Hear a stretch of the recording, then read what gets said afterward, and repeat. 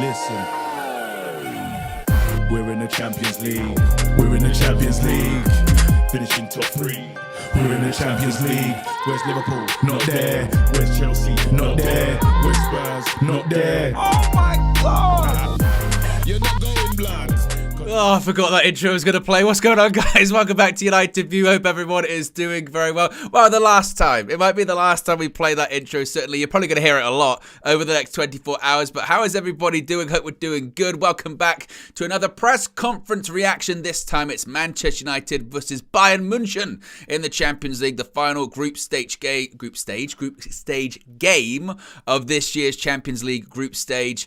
And it's win or bust, and plus a little bit of hope for Manchester United, of course, because it's win and then hope the other two teams in the group draw tomorrow. But ahead of tomorrow evening's Champions League clash, Erik ten Hag has been talking to the assembled media at Carrington ahead of the do or die showdown between the two finalists in the 1999 Champions League final. Indeed, Manchester United versus Bayern Munich. Plenty of questions. Probably the biggest takeaway from the presser was the backing by Scott McTominay. Yes, Scott McTominay joined Erik ten Hag in the press conference today, and probably you're going to have to save yourself here, folks, because you're going to have to save yourself to right to the end, because the final question of the presser was Scott McTominay really going to bat for his manager, backing his manager, giving everything for his manager, and kind of dispelling some of the rumours out there saying that the players went behind the manager. He said firmly no.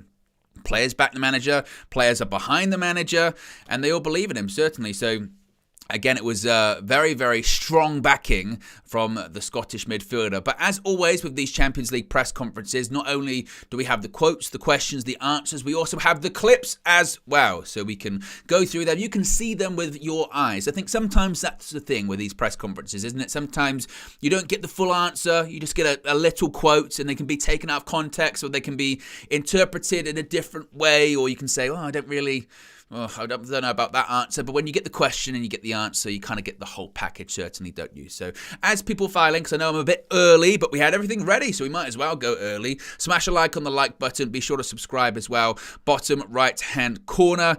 See what people are saying in the chat as they come in. Let me know, as always, where you're watching from as well. But actually, let's get straight into this here, because we do have quite a few questions to get into and quite a lot of answers as well. Now, the first question was to the Manchester United manager, and it was obviously, look, not in a great position heading into the last group game, and basically what would be the feeling and what would be the reaction if Manchester United find themselves out of the Champions League. Here's what the Manchester United manager had to say about that. I don't know.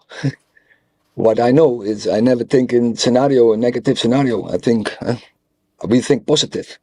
So we know what to do. We have to win to stay in Europe.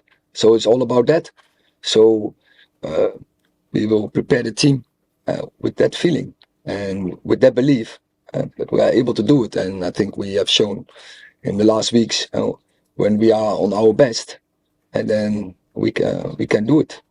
So Ten Hag firm in his belief that we can do it, says I don't even think about negative scenarios. I'm not even thinking about possibly going out of the Champions League tomorrow, which, I mean, it's an early lie from Erik ten Hag, because, of course, they've thought of the permutations. I think maybe more what he's meaning is, you don't go into the game thinking that we're going to go out. We don't go into the game with defeat on the mind. If you acknowledge it, it can happen. All of the belief is we're going to win, we're going to go through.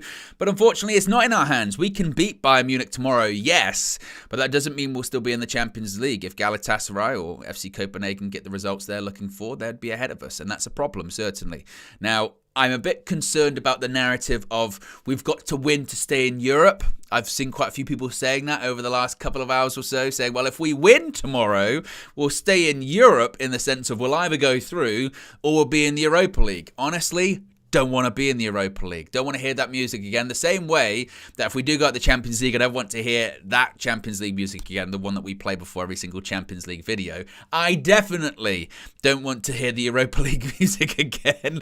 Like, that beginning haunts me. Absolutely haunts me. So Ten Hag saying we're not even thinking about it. We can do it. Can we do it? Well, look, we're at home, and I do have... Well, before the weekend, I had the mindset of anything can happen at home. I have said out of the two games this week, this is the one that I expect actually like a better performance in. as opposed to the Liverpool one. I think the Liverpool one, honestly, could just be a total and complete massacre, to be honest with you. Away from home, best sort of attacking in transition team in the league, the top of the league. I know they're not playing like amazingly, you know, they've been fighting back recently, but I don't, it doesn't even bear thinking about that game. This game, I do think we'll probably start it okay, and I do think we'll see a reaction because we have tended to see that this season from these players, that if there's a really, really bad game and a horrible performance, a bit like there was at Newcastle, then the next game they seem up for it. Terrible performance against Bournemouth, they might be up for it. But unlike when you play a Chelsea, who are awful, by the way, they're terrible, Bayern Munich won't be that. Even though a Bayern Munich that's through, they qualified a long time ago, they're top of the group, they got absolutely humbled at the weekend as well. Held 5-1 against Frankfurt. So they're going to be up for it as well because they don't want to have back-to-back defeats in the Bundesliga and then in the Champions League. So can we beat Bayern? We're at home. I guess anything's possible. But it's the whole like, oh, if we win, we stay in Europe. I don't want to be in the Europa League. I really, really don't. I can't deal with that again. I know. Honestly. Next question was to Scott McTominay. Now, obviously, as I mentioned, McTominay was in the press conference with Erik ten Hag, and they was talking about not being at the best, and talking about returning to that. And the question was put to McTominay. You know, you didn't play well against Newcastle, but then you played really well against Chelsea, and then you played terrible again against Bournemouth. What's the reason for all of this? Why are there so many of these big inconsistencies? Here's what McTominay's answer to that was. Yeah, obviously we know that. We know the inconsistencies which we have had. We're not naive to that. And I feel like for us, we've spoke about it as a group with the coaching staff, and for us, the schedule's relentless, and we can't blame it on the backlog of fixtures and stuff like that. But for us, we have to come together as a group and figure out the reason why we are slightly inconsistent at this moment in time. But as you say, the boys are honestly doing everything that they can do to contribute and give the best whenever they approach the pitch. Now, they spoke about the inconsistency there, so we know the inconsistencies. We're not naive to that. We've spoken as a group. They bring up the schedule. Yeah, the schedule is relentless, but it's relentless for everyone. You know, you would say this season in the Premier League, certainly, maybe bar sort of an Arsenal. A lot of teams have been inconsistent, but not to the level that Manchester United have, and it's the sheer just falling off a cliff, isn't it? It's when we're bad, we're really bad. And when we're good, you know, we go, oh, we're great, but we're not good that often, to be honest with you. And I think, you know, probably the biggest reason for the inconsistencies is that the players that are playing and the players that are available aren't good enough, realistically. And there are certain players that aren't carrying their weight either. There are certain players that aren't doing the jobs that fundamentally they're meant to do. You know, attacking players ain't scoring enough goals. Midfielders aren't tracking their runners. Midfielders aren't doing a lot in general as well. Goalkeepers throw the ball in the net. I mean, that's the reason for the inconsistencies. Because how can you expect an inconsistent group of players, or in some cases average group of players, to perform at a consistent high level? You can't. You just can't do that. And certainly I agree with what McTominay is talking, where he's saying that you can't blame it on the backload of fixtures, because as I mentioned, everyone's got those fixtures. Everyone has to deal with that as well. And we're not. We're not dealing with it. Ten Hag said it on multiple occasions now. You have to do it every 3 days. And that's certainly something that Manchester United can't do at the moment. But this is kind of when I kind of push back on the scheduled thing, because I honestly think with some of the performances that we've seen recently, are we really to think that if we were just in the Premier League and we're playing just weekend to weekend, do we really think it would be any different? With this group of players in particular, I think you still have a pretty consistent performance level, in all honesty. Because last season, we had a relentless schedule too, and we were pretty consistent. You know, so I think it's more down to the players, less so to the schedule, certainly. See what people in the chat are saying here at the moment. VK says, with league form, rather we compete in Europa as our route back to the Champions League if we can win it, as don't see us finishing top 4 or 5. I would agree with you, VK. The problem is I just see us no chance of us winning Europa League either. You know what I mean? I just see that at that point for us as a hindrance. I don't think it was like last season. You know, when we were in it, and we were sort of going, look, we're playing pretty well. We've got good players. We're one of the favourites to win it. If we dropped into the Europa League today, do we consider ourselves to be a favourite for that? I don't think we do, because going particularly away from home in those difficult stadiums, hostile atmospheres, do we expect us to really compete? I mean, and in addition to the other teams that are going to be dropping down from the Champions League, I just don't know if I see that, to be honest with you. Let's see if we can get to 100 likes early, by the way. We're nearly at 50 already, so be sure to smash a like on the like button and subscribe as well. Bottom right-hand corner, you can see the sub count, top right-hand corner. On the road to 159,000, recently hitting 158, so appreciate everyone that has subscribed recently as well. Let's go to the next question. The next question was to Erik ten Hag once again, and this was quite an interesting one, actually. It was asking him about heading into the Champions League this season, what was his ambitions for the competition? Did he think that Man United could compete? Did he think like United could actually realistically go far in the competition? And this is why I think it's important to have the clips in this press conference reaction, because the quote that's been going around, I think, does him a bit of a disservice. So here's what he said about his ambitions and aspirations at the beginning of the season when it came to the Champions League. First, I don't think about winning the competition when you start the season. It's first get in a position that you can win.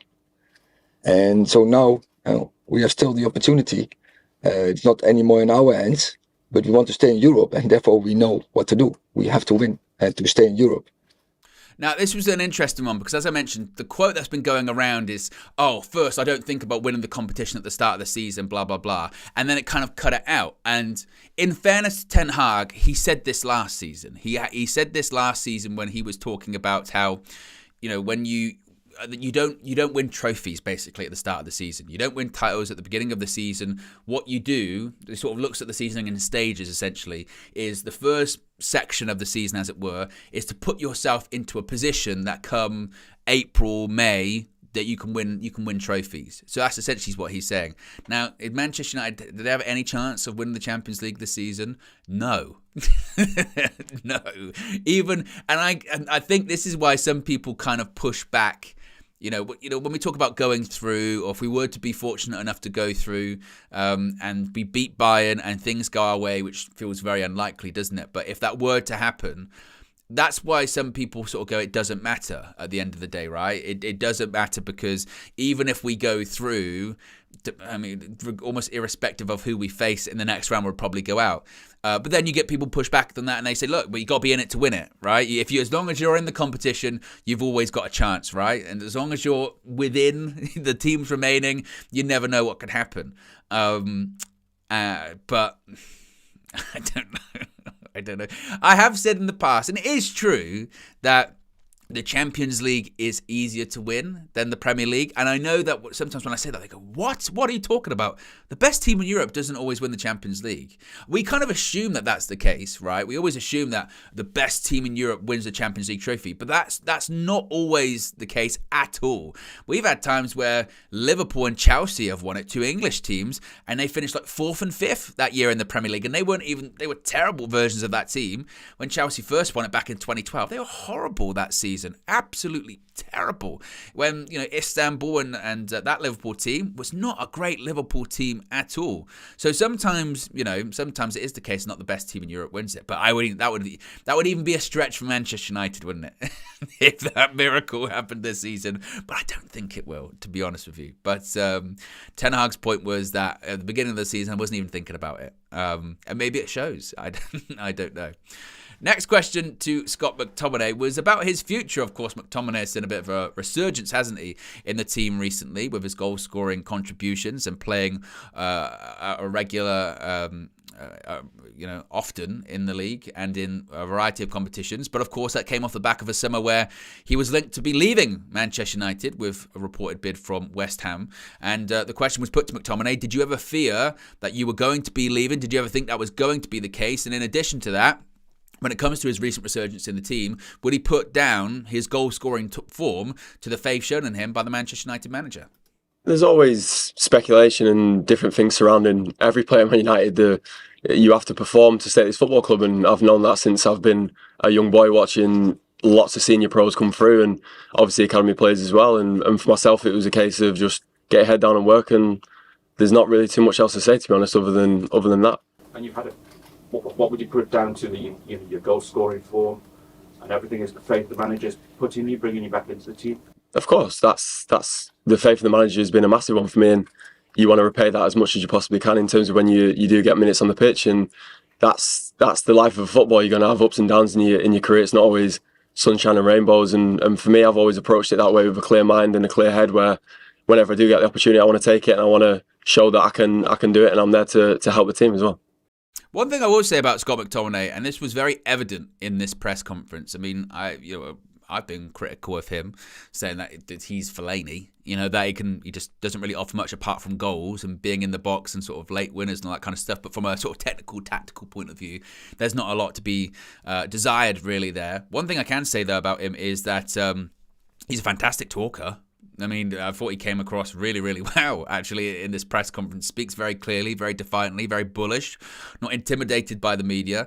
As far as his comments, when he was talking about, the speculation surrounding him and all that kind of stuff, had a suitable offer come in, he would have been gone. And I still think that doesn't change next season.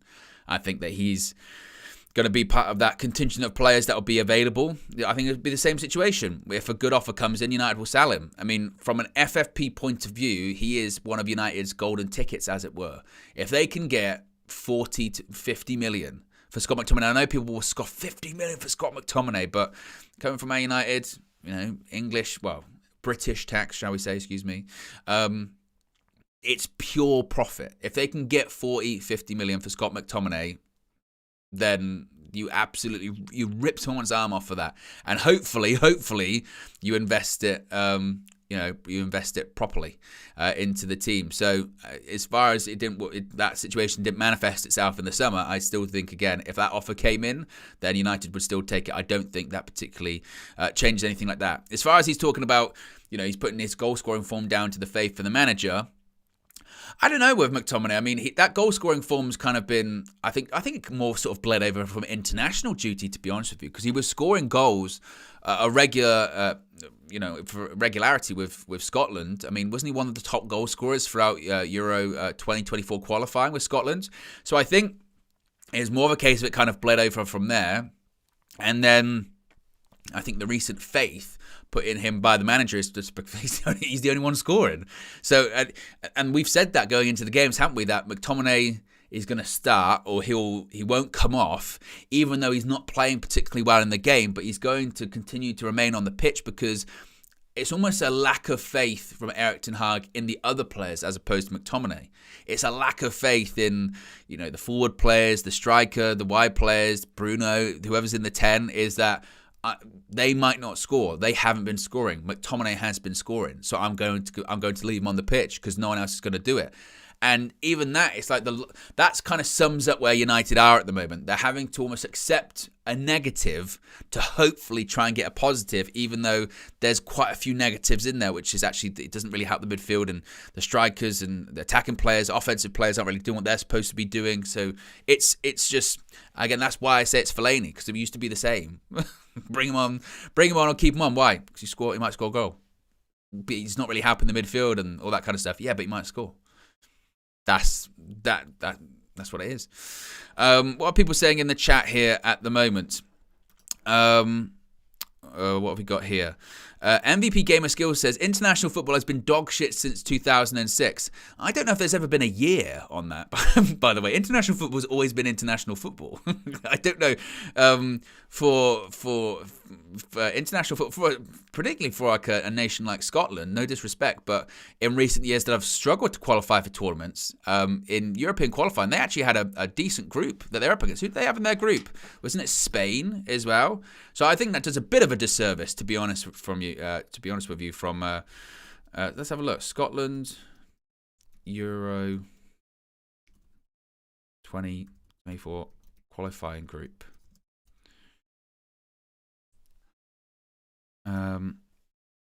So in their group, so they had Cyprus, Georgia, okay, but they also had Norway, which is meant to be Erling Haaland and Odegaard, and they had Spain as well, and again, it's not bad.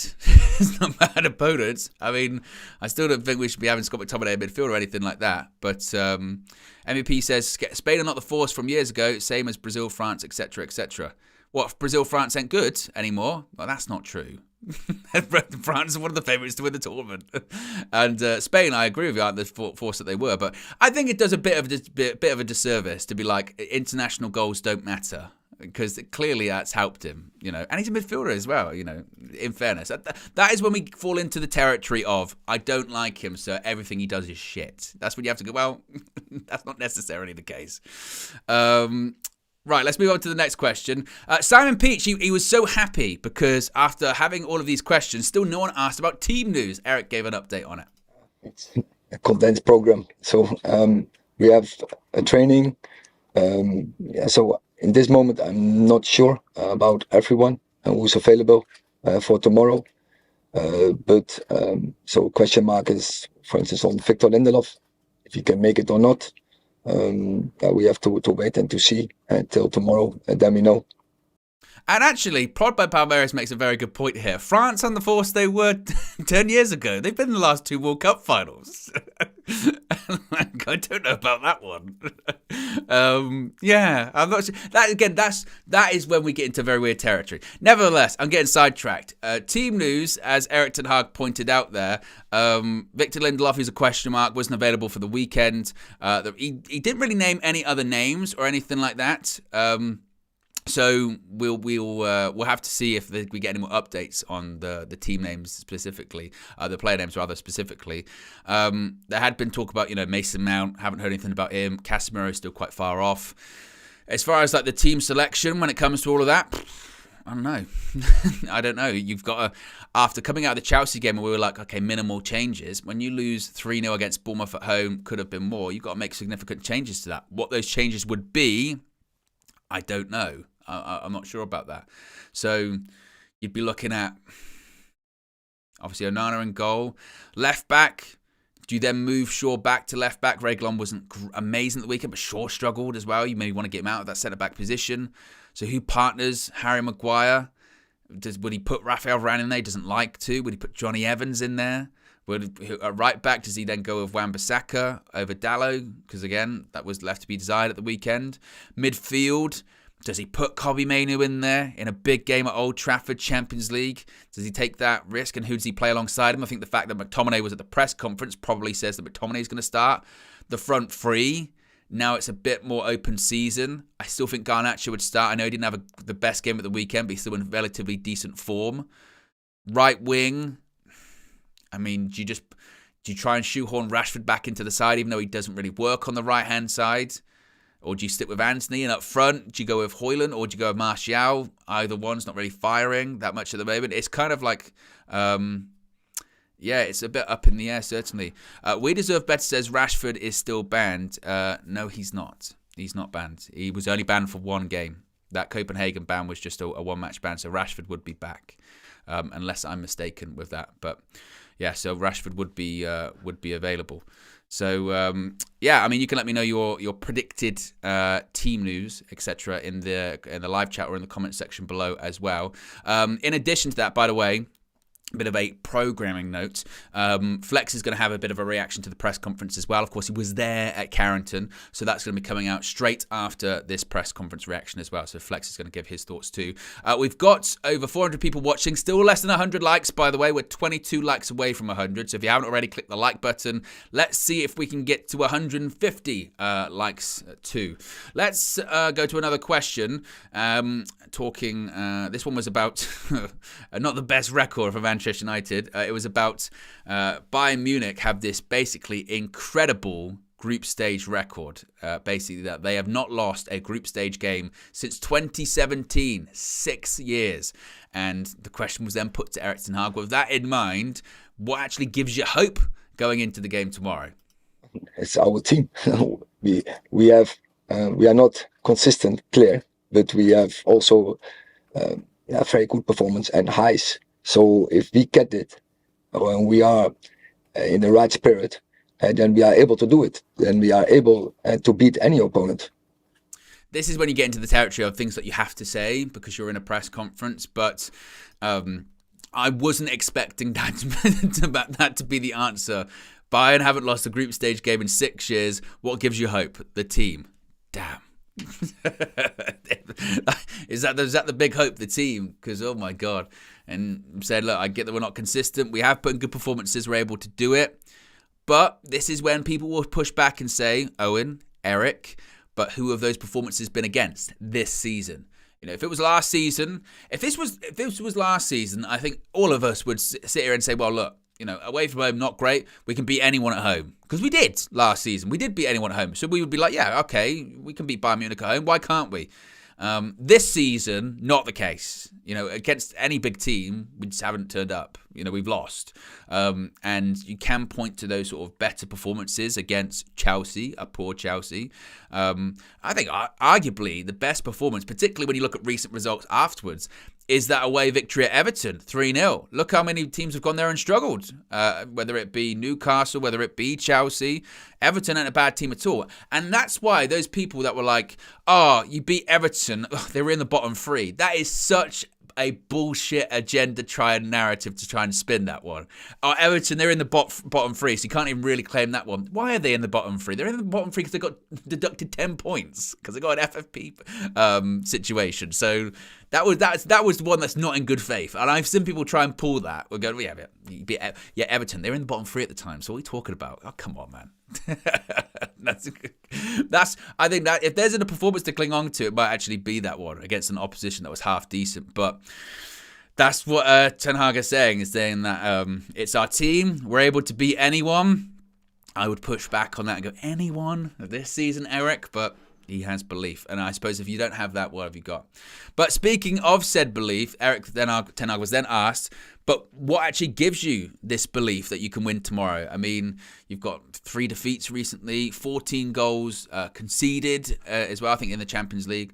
So what actually gives you that belief? Here's what Ten Hag had to say. As I said, the game against Chelsea and the game against Everton, even the game against Galatasaray. And so I know this team can perform really high levels. And that's not that we did it 3 months ago. No, we did it last week.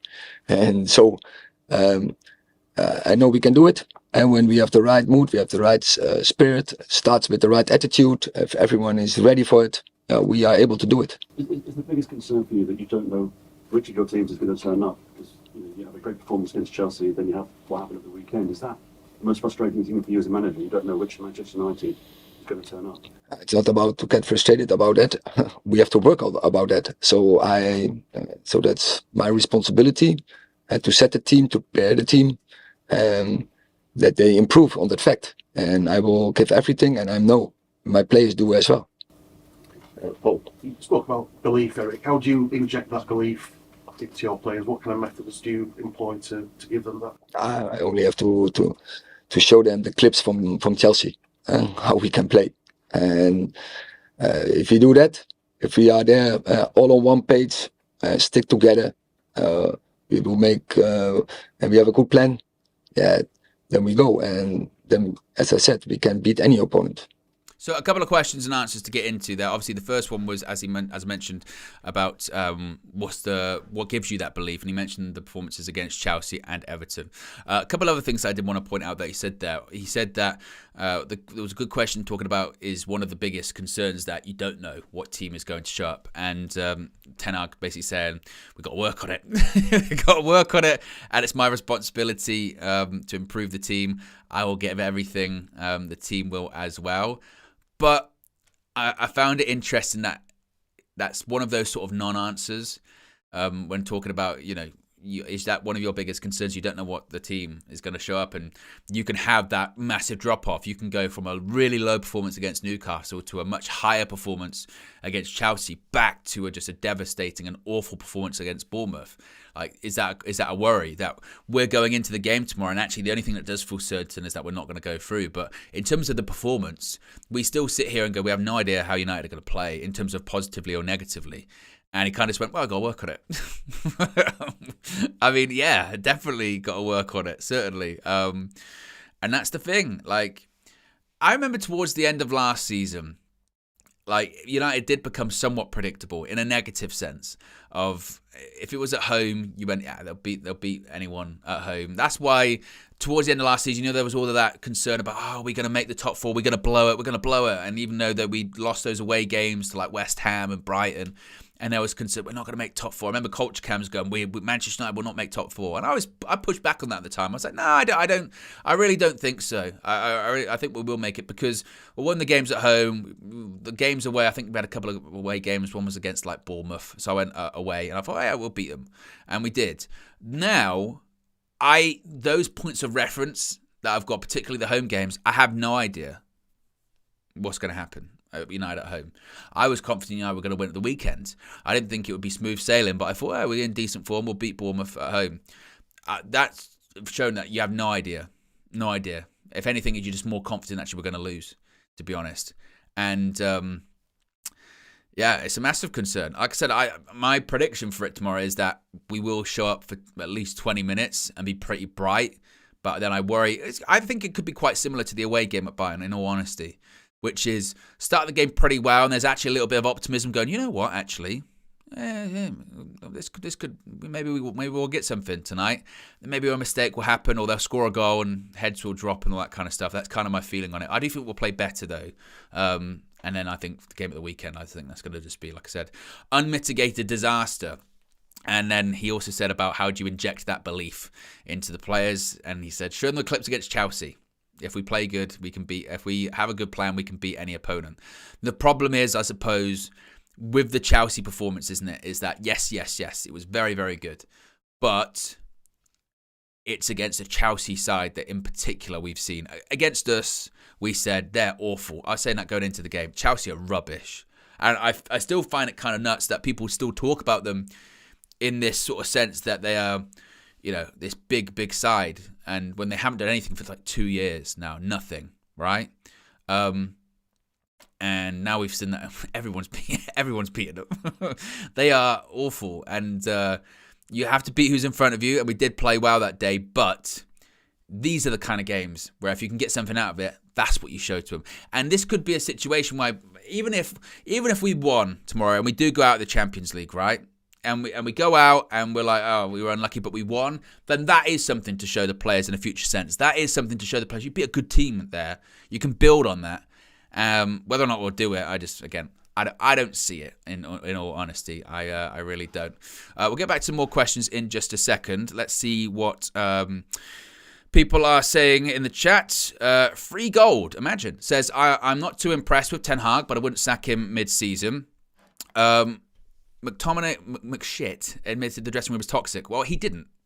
He literally said the opposite of that. And this is a good thing with the clips. We've got the opposite to say literally the footage to say he said the opposite of that. He said in the past it may have been, but he said it wasn't this time around. What else are people saying here? Starlord says, this is the first time it's been really tough under Erik ten Hag and everyone ready to bounce. But not me. I'm Erik ten Hag till the end. So a strong supporter of there as well. Big up Rich in the chat says, big up Owen and UV crowd. Another game, another presser. McTominay came out swinging. Indeed. Big up Rich in the chat. What else are people saying here? We deserve better says, Chelsea game was open. Could have gone either way. It was open and Chelsea had chances, but I mean, if you even look at the stat, I mean, we could have won. We could have scored 6 goals in that game, realistically. So yes, I think it's a bit of a stretch. And just Josh Media says toxic underpass managers. Yeah, that was. Very. He did not say that, and then again, the good thing is we actually have the evidence to do that. I will never understand that when people go into the chat and say like, this person said this or this thing happened, and then you go, no, it didn't, and they go, oh yeah, it didn't. I don't get that. 8, yes, the 8th clip is, once again, Scott McTominay talking about game management. And the question was put to McTominay. The game management, you've said, and Erik ten Hag said, needs to be better at times. What do you put the loss of control down to in these games? Here's what McTominay said. Yeah, I mean, as you can see in the Premier League, every team is super athletic. You go and play in the Champions League, every team can run. For us, a lot of the time we need to match that and more whenever you're playing for this football club. And that's been a clear message for all those players on the pitch when we are playing, that we need to get together. Sometimes it's the manager can't do too much whenever he's on the sideline. It needs to come from the players, and we need to stick together while we are on the pitch as well. So, as you say, with the ideas that we've had and sometimes the way that we've played has been amazing, and it's finding that consistency and that balance where we can continue to do that on a regular basis with high energy levels. And like the manager says, when you play against Chelsea like that, we can do good things. So once again, not really an answer to this. Basically saying about why haven't we managed the game? But what do we put that loss of control down to? And he does say, in fairness, look, it needs to come from the players and finding that consistency and balance. And I did like when he sort of said, the manager can't do all of that from the touchline. And I am glad that he said that too, because that is something that sort of gets pointed to the manager quite often. But it's the same as sort of individual mistakes. And I think part of the game management has been down to individual errors. I mean, these sort of really bad ones. Onana's, particularly in the Champions League, has had some absolute stinkers or red cards or whatever it may be. The manager can't compensate for that. He can't. Like, what's he supposed to do with that kind of thing? And that isn't managing the game properly. And that is collapsing. Or if you concede a goal, or you score rather, say you score a goal, and this has happened to us a few times this season, and then conceding straight after, what's the manager supposed to do with that? When you score a goal, keep your head switched on for the next few minutes. Take the sting out of the game. Put your foot on the ball. These aren't like, robots with no thought. These are players that are meant to be experienced, and they're meant to be managing the game more effectively. So McTominay says that comes from the players, and I would agree with him as to what he's saying with that. That's when you've got these experienced players on the pitch. Your captain as well, and you've got to, just again, use your experience. Be smart. In the Champions League, if you go 1-0 up, take the sting out of the game. Or if you're up against it and they've got a couple of chances and you get away with one, settle things down. Keep the ball. Don't keep giving the ball away. Stop being erratic in possession. Don't do a howler. All that kind of stuff. And so I think that does come a lot from the players. I think, again, the manager isn't completely excluded from the criticism in that either. That's when you also get into, if you're 1-0 up, or you're struggling in a game or things aren't working, you've got to tweak the tactics, you've got to change things, you've got to bring the right players on, you've got to settle things down, and Ten Hag hasn't done that in point as well. His in-game management hasn't been good either too. So I think it does come from the players, but the manager's not completely devoid of any criticism in that sense. Next question to Ten Hag was about the first match against Bayern Munich, of course, match day 1 in the Champions League. And the question was actually from Samuel Luckhurst. It was going into that game against Bayern. We had a lot of injuries, but the consensus was maybe that United did well, came close. And does Erik Ten Hag take encouragement from that game? Yeah, of course. There were stages in that game, and we played very good.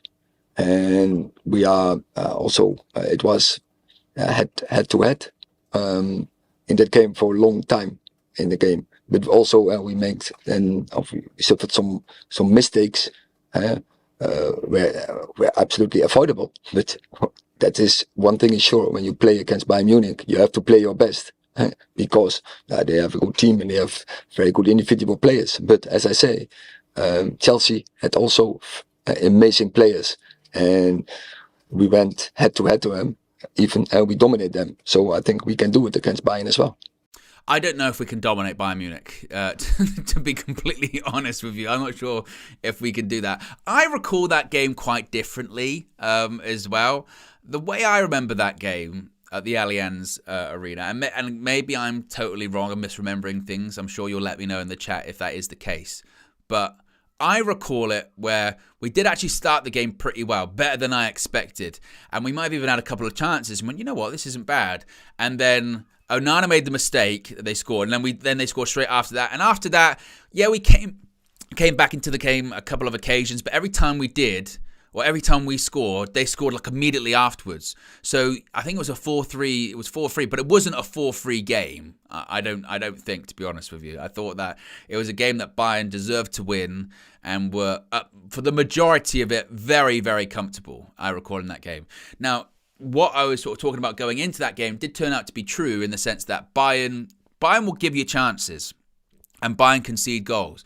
As decent as they've been doing in the Bundesliga this season, not as good as Xabi Alonso's Bayer Leverkusen, by the way, but as good as they have been doing, they will concede chances and they will concede goals. So United, I think, probably will score tomorrow, in all honesty, because Bayern will give you that.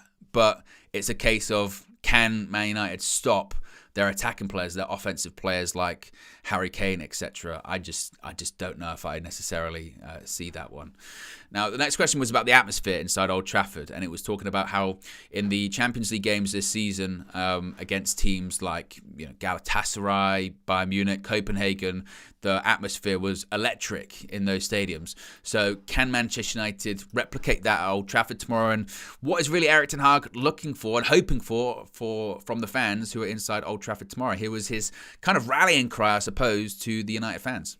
Yeah, that's clear. I think Old Trafford is not a nice place to come for an opponent, and we are aware of it. It starts with us, but then, of course, then you hope that the fans, we are together. And as long as I'm here, I always have the feeling we are absolutely together. There's a very strong bond between the team and the fans. They're always behind us, even when we have big setbacks, and they're staying behind us. They're supporting us. So yeah, I'm very happy with that. But we have to take the responsibility. It starts with us. We have to energize them. And that was the key thing with all of that, because you can hear what he's saying and it can just sound like a bit of white noise, really.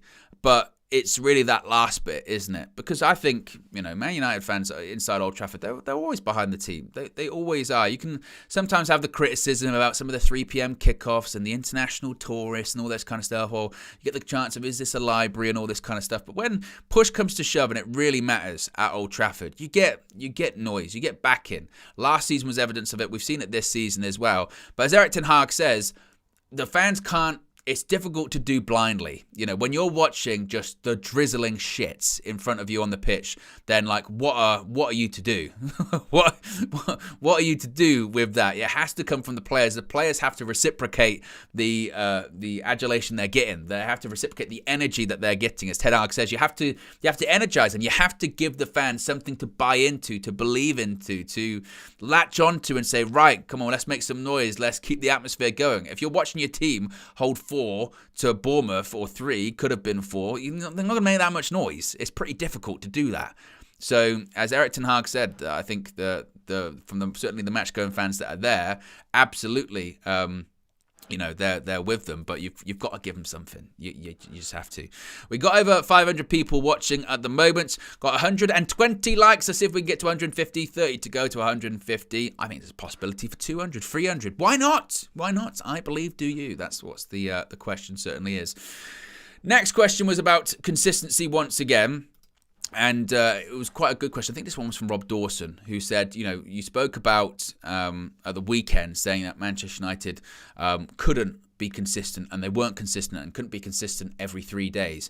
But last season, you said that they were a consistent side. So what's happened? What's changed? What changes have there been? Why are you no longer that consistent team that you were praising at the end of last season? Ten Hag responded to that, as well as replying as if to it was merely, a mentality issue or a personnel issue.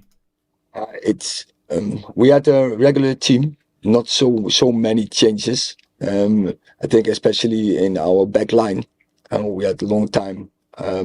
We had a regular formation, and that helps you.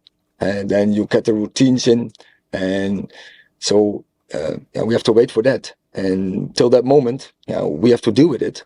And as every team has to deal with it, and it's not only us. But I'm sure when we get back to regular base, then we will play better, and you have a better opportunity to win games, and you have a better opportunity of a chance that you are consistent. It's simply then a personnel issue rather than a mentality issue. I think first of all it's a personal, and then I'm aware, and that's my job. We have to be really tough if you have to do it every third day. But we are not the only team. I see the inconsistency from all the teams in this period in the Premier League. And I think players are not robots. but the team who can deal the best with, they will come most far. So Ten Hag basically saying there that, you know, the reason for the inconsistencies and the reason for the lack of consistency is not having a settled back four. That was the first thing he went to. Now, you could argue that the first time they had somewhat of a settled back four, we got some of our better results this season. But the back four is dramatically different to what it was last season, realistically, when you look at it. Right back, I mean, who is the starting right back at the moment? We don't know. We don't. I don't think Wan-Bissaka and Dalot are like that, but none of them are up there. It's just kind of here. Centre-backs, we know the situation with centre-back. We know we miss Lisandro Martinez, but that left centre-back position isn't resolved because look who's played there. Lindelof, Johnny Evans, Luke Shaw. Right centre-back, at the moment it's Harry Maguire, but you've got Raphael Varane on the bench, which still people struggle to wrap their head around. Not to say that Harry Maguire's not playing well, because clearly he is playing very, very well. Some of the best form he's shown in the United shirt. He's been our best player in recent weeks, but the question remains, isn't it, when Martinez comes back, is it going to be Martinez and Varane once again? Because that was a centre-back partnership that did so well last season. Or is it going to be Martinez and Maguire, who hasn't played with each other a ton, realistically? So what's their chemistry kind of like? And then at left-back, we know we've had all of the injuries at left-back as well this season. So yeah, it's a difficult one. It's a difficult one. You start getting into that territory of, is it now down to the injuries, or is it now down to because he's not sure who he can pick? Plus, then obviously you factor into the goalkeeper behind them as well. But he's putting that a lot down to that. And it's going to be interesting. And this is why I say we shouldn't put all of this pressure on Lisandro Martinez, because the goalposts always shift, don't they? About which player is going to be the person to sort of save us this season. Oh, it's going to be Amrabat, or it's going to be Kobbie Mainoo, or it's going to be Rasmus Højlund, or it's going to be Casemiro, or it's going to be Lisandro Martinez. Now, it's always going to be that person, and it's going to be really interesting to see when Leach does come back. Are we going to see this big upturn in form? Is everyone suddenly going to stay fit, or are we still going to have those problems as well? I don't know. I really, really don't know. Finally, as I mentioned, you had to wait to the end to get this one. This was probably the biggest line out of the press conference, and that was Scott McTominay really coming to the defence of the Manchester United manager. And it kind of felt like to me, and maybe you can, judge for yourself in just a second, but it felt like to me this is something that McTominay wanted to say and wanted to get out, but he wasn't sure if he was going to get the question to actually put it out there, and he just went, right, it's the last question, I'm going to say what I want to say. And that was that the players absolutely back the manager. They back the manager and they share the responsibility. The dressing room is completely united in behind of Erik ten Hag, and also, actually revealed that in the past that wasn't the case, saying in the past it has been toxic, and in the past maybe people haven't been behind the manager, but that's not the case this time around. He was asked about what share of responsibility the players have for the negative performances, and here was McTominay's comments. It's the players' responsibility, first and foremost. Players know that as well. We've had many amazing players over the time, and I feel like now we're at a stage where we've got big characters in the dressing room, where it's not just a case of like some of the other managers where it's been a little bit toxic at times. The boys are firmly behind the manager, and that's the be all and end all. I've said that in many other interviews, and that's the way it will remain to stay. We've got amazing coaching staff as well, so yeah, people can get lost in translation and get carried away with what the players think and what they say behind closed doors. We just want to do well for the football club, and that's as simple as that. So yeah, a very interesting one from Scott McTominay there, because let's face it, he didn't have to say that.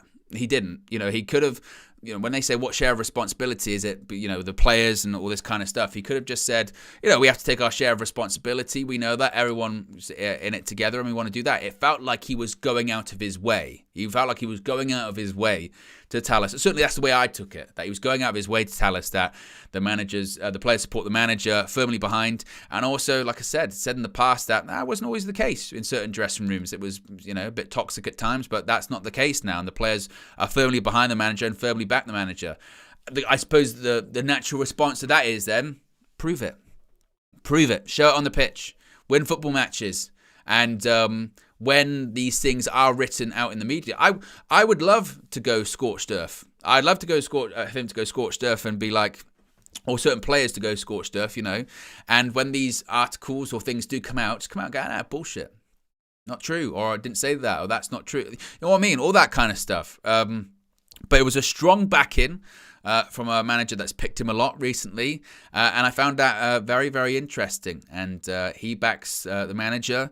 I'm still in my position, which I say that Man United shouldn't sack Erik ten Hag, stick a lane, work with it. Man United need consistency at a time of uncertainty, and this week's going to be horrible. It is, you know, it's just. I mean, like I said, tomorrow, I'm not holding out much hope. Weekend, certainly not, but we've got to hope and try and get through it whenever this Ineos thing comes in and see the changes that come from that. But I'm not of the mindset of blowing it all up and starting over again from the manager's point of view and then keeping everything else the same. That to me is just completely illogical. I get blowing everything up, complete full demolition job. I'm talking players, manager, executives, CEO, owners, you know, and then building up brick by brick. That to me makes sense.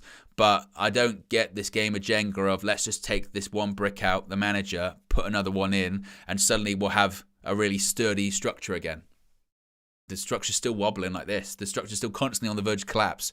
Why is that one brick going to make any difference? So I think we'd find ourselves in the same position. Honestly, I really do. But there you go, guys. That's the press conference reaction for you. Appreciate everyone that's tuned in and watched. A reminder, there's plenty of content on tap over the next 24 hours. In addition to the morning view from this morning, be sure to check that out. Later on today, or straight after this now, Flex is going to have his reaction to the press conference, what he thought, saw and heard inside of the media room there, the Jimmy Murphy Centre in Carrington. We're also going to be getting a match preview from Flex at Carrington today as well. There's going to be some content. Of course, Bayern Munich will be, I think, flying now, if they haven't landed already in Manchester. They'll be training there tonight. Thomas Tuchel will have a press conference too. So Flex is going to have all of the coverage on that as well. Then tomorrow, full match day settings. We'll have the morning view. We'll have road trips. We'll have match views, fan views, player ratings, full-time view. You can call in and have your say with me if you remember. If you're a member, not if you remember, but would remember to tune in afterwards. And then tomorrow, then the day after that, rather, we'll have Match Day Reloaded. We've got a busy week here at United View, certainly. So there you go. Appreciate everyone that's tuned in. And like I said, plenty more content on the horizon. Have a good day. I'll speak to you again very soon. Peace.